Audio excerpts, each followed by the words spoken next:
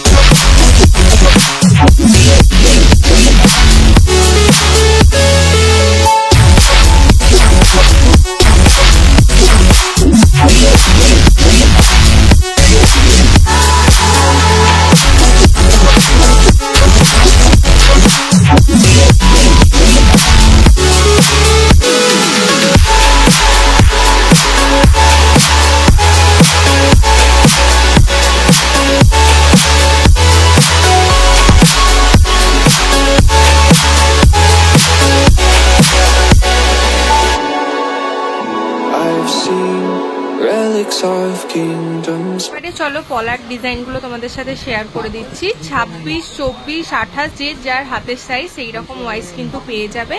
প্রথমে দেখো যে কালেকশনগুলো দেখাচ্ছি, এই পলাগুলোর প্রাইস কিরকম পড়বে?